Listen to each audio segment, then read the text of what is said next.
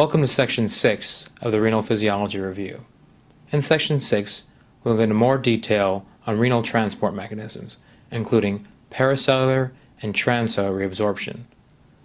We will also introduce how paracellular and transcellular reabsorption differ across the nephron in the distal and proximal segments.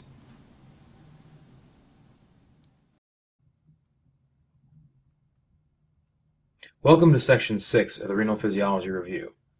In this section, we will provide an overview of renal transport mechanisms and provide an introduction to transport in the proximal and distal segments of the nephron. Let's start with some general concepts. We'll cover three main topics in this segment: the general concepts of renal transport, including transcellular versus paracellular reabsorption, tubular secretion, and how the proximal and distal nephron differentiate. Also, we will give you a brief overview and introduction to the nephron segments. Finally, we will introduce the countercurrent multiplier mechanism. However, we'll go into much more detail in a later segment.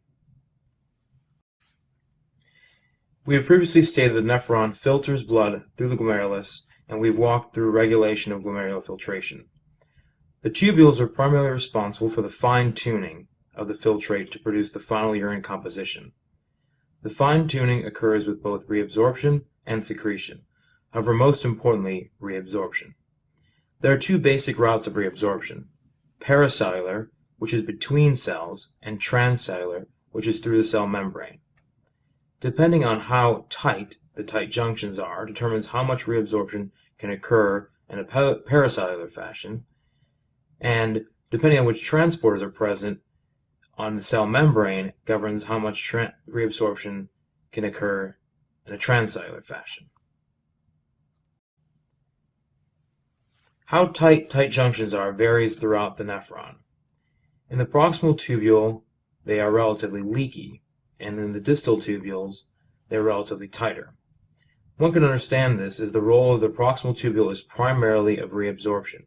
Essentially, it doesn't want to miss anything, so it will provide leaky junctions between cells so that it will reabsorb any way it can, both through transcellular and paracellular transport. Later, in the distal tubule, where much more regulation is required, the junctions are tighter, so less paracellular reabsorption occurs and most of the transport is transcellular. This also helps facilitate the maintenance of a steep concentration gradient, which is necessary for the concentration and dilution of urine. Now, if you recall, the blood leaving the efferent arteriole goes into the peritubular capillaries. The peritubular capillaries are essentially coupled with the renal tubules. The blood is much more concentrated than preglomerular blood, as much of the water has been filtered. Therefore, hydrostatic pressure in the capillary bed is low, but oncotic pressure is very high. Both of these promote an environment where solutes and water are actively reabsorbed.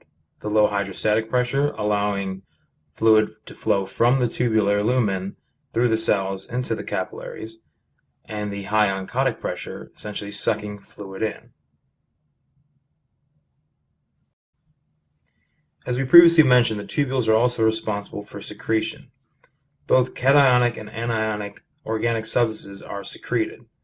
Importantly, substances being secreted must come via the peritubular capillaries.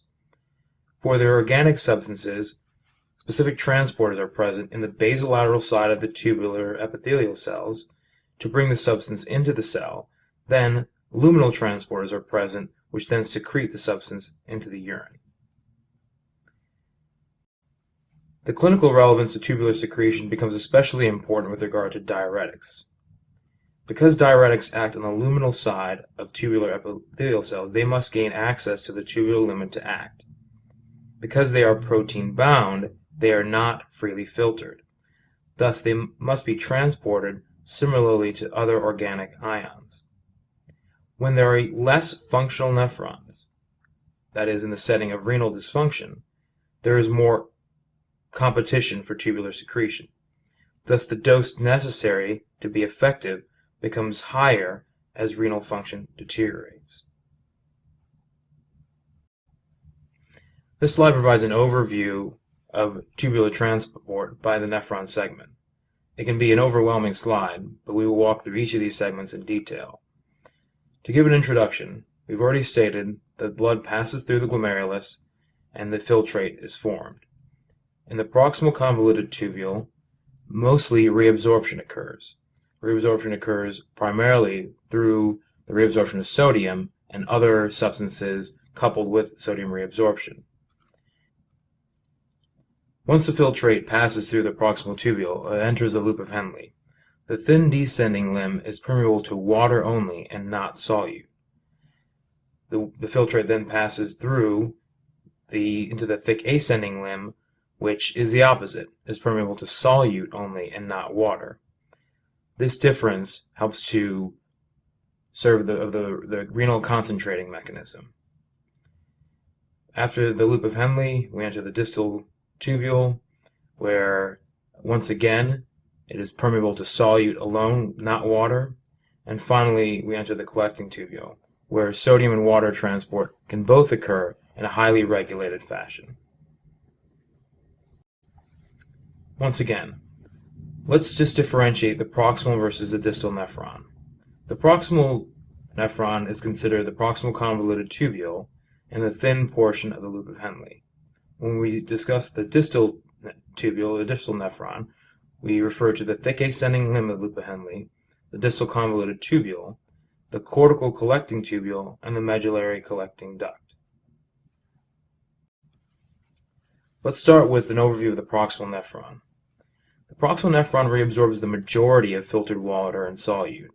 This is something that they will ask you on your step exam. The proximal tubule is responsible for reabsorbing approximately 60 to 65% of the filtered water and sodium. Solute reabsorption occurs against a very small osmotic gradient. As we said, the peritubular capillaries have a very high oncotic pressure and a very low hydrostatic pressure. Also, the luminal membrane is permeable to water. Therefore, sodium reabsorption pulls water with it. The water reabsorbed then pulls whatever else is in the water along into the peritubular capillaries. The tight junctions are relatively more oblique, allowing both transcellular and paracellular transport. This is essentially a high-capacity, low-energy system. Once again, the proximal tubule and the proximal nephron is responsible for primarily salt and water reabsorption, approximately 66 to 65%. Therefore, it must have a high capacity. This is a low-energy, largely unregulated system with four major mechanisms of reabsorption.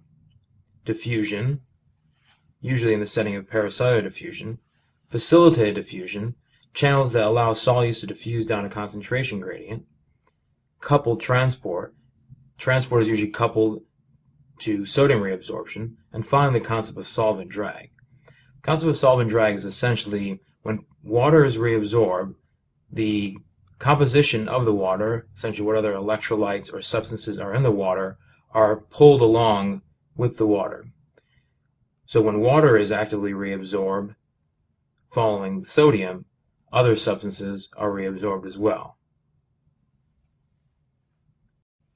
This slide provides an overview of how water and thus other solutes can be easily reabsorbed. Here we have three segments. We have the tubular lumen, denoted by the tubular fluid. We have the tubular epithelial cells, the interstitium, and the blood in the peritubular capillaries. As we said, there is active sodium transport from the tubular lumen into the intracellular space. The sodium then goes into the interstitium, increasing the osmolarity of the interstitium. The increased osmolarity promotes water reabsorption to equilibrate. Water then pulls along whatever substances are in the water through solvent drag. Remember, this all starts with sodium reabsorption. Sodium reabsorption is the primary means of reabsorbing other substances. Therefore, if sodium reabsorption were to fall, other substances also are to be reabsorbed less. The distal nephron is much more regulated and is much more involved with the fine-tuning to make the final urine composition what the body needs. In contrast to the proximal nephron, many segments are water impermeable and the junctions are tight. Reabsorption in places is achieved against a large osmotic gradient using active transport. Because it is responsible for the fine-tuning, it has very close neurohormonal regulation so that the final urine composition is exactly what the body needs. This concludes Section 6 of the Renal Physiology Review. The key points to remember from Section 6 are that reabsorption in the nephron occurs through transcellular and paracellular transport. Depending on the segment of the nephron, proximal versus distal determines which of these processes is predominant.